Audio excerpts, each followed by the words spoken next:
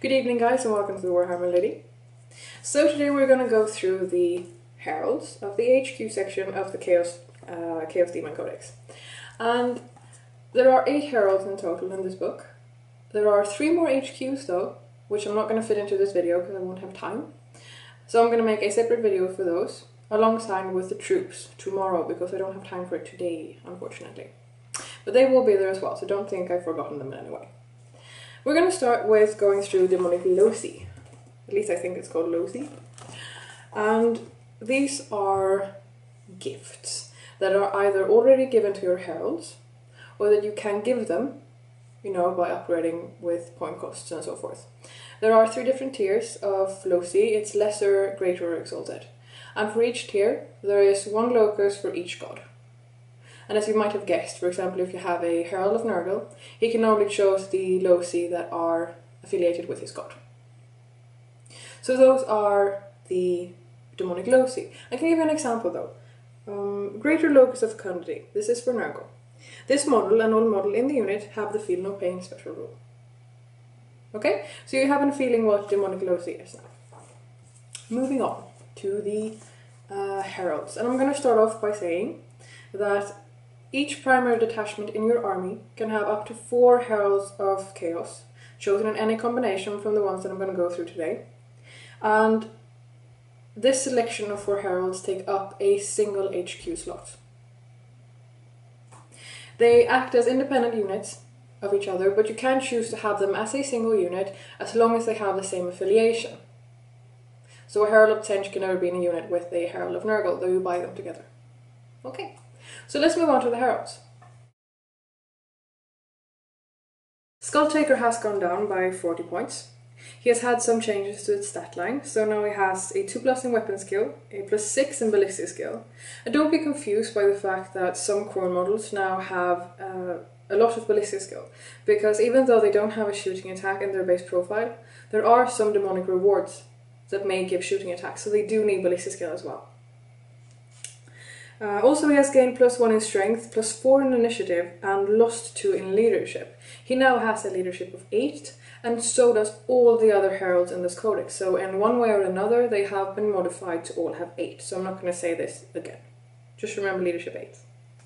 He also has a 3+ save, an armor save, because of his Hellforged artifact called the Cloak of Skulls. He has a demonic gift. It is the Lesser Locus of Abjuration, so one of the Loci. And another Hellforged artifact called the Slayer Sword. This is a sword with Strength of User, AP 3, the Soul Blaze special rule, and the Decapitating Blow. We went through this yesterday, and on a roll of 2 wound, on a 6, it has the Instant Death special rule.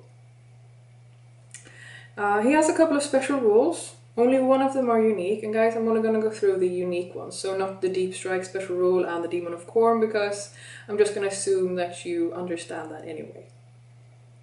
His special rule is called Skulls for the Skull Throne, and this means that, if able, he has to challenge and accept a challenge. So it's very Khorne-like. Also, he can take a Juggernaut of Khorne as a steed. Yes, Karnak is now an Herald. He is no longer just a unit upgrade, he has been upgraded to be an Herald. Good for him. And even though it might not give you a fair comparison, he has gone up by 70 points. Of course he has had some changes to his basic stats, so he has +2 in weapon skill and wounds and initiative and strength, and +1 in his toughness and attack characteristic. He also has a 3+ armor save. He has the demonic gift, Greater Locus of Fury, and a Hellforged artifact called Brass Color of the Bloody Vengeance. And this is essentially a color of Khorne, which is a color that Fleshhounds have. And the unit that has a model with this color, or the entire unit for itself, they get a +2 on the roll to deny the witch, which is Khorne-like. Also, on top of that, since this is a special color, and this is very important, because this applies to Psykers, both friend and foe, 12 inches away from Karnak. They suffer perils of the warp, when they do psychic tests and roll a double of any kind. So a double 1, 2, 3, 4, 5. So as you can see, it can be awesome against foe psychers, but horrible if you're too close to your own psychers. So be very cautious of where you actually place Karnak. He has some special rules as well. He has the Hatred special rule, the Scout special rule, and the Prey of the Blood God special rule. So before you deploy, before the game begins that is, Karnak chooses a character. And against this character and the unit he is in, Karnak gets to reroll all hits and all wounds for the entire game. So he really hates that guy. So yes, Karnak is a Herald. Good for him. The Herald of War. He has gone down by 15 points. He has had a slight change to his stats, to his stat line. A +1 in weapon skill, +4 in ballistic skill, +1 in strength, +1 in initiative, and he now only has a 6+ save. Also, he has a Hellblade, and Hellblades are no longer power swords. They have strength of user with AP3 and melee. No special rules. The Herald of War itself does not have any unique special rules.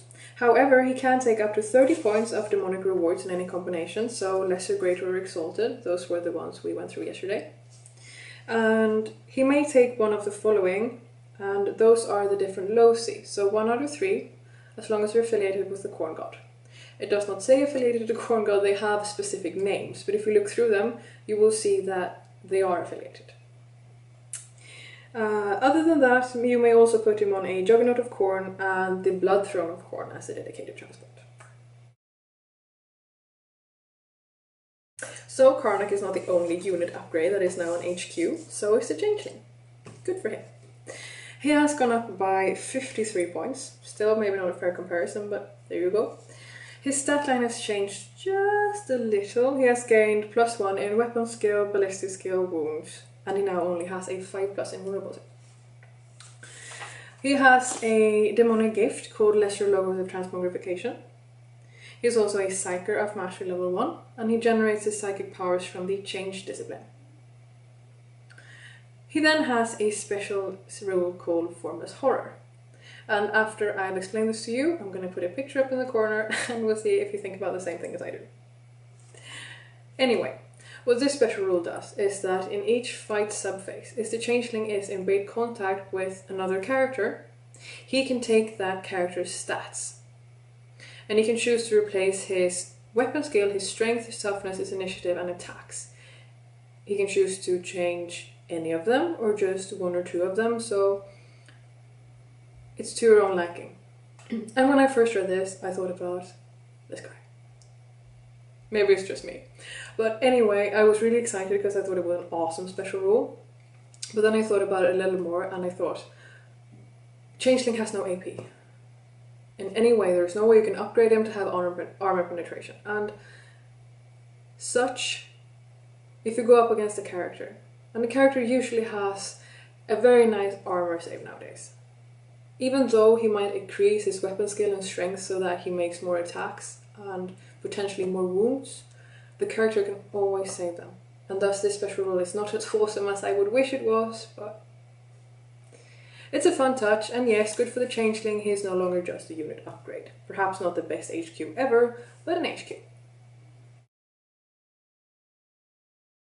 The Herald of Tsench. He has lost 5 points.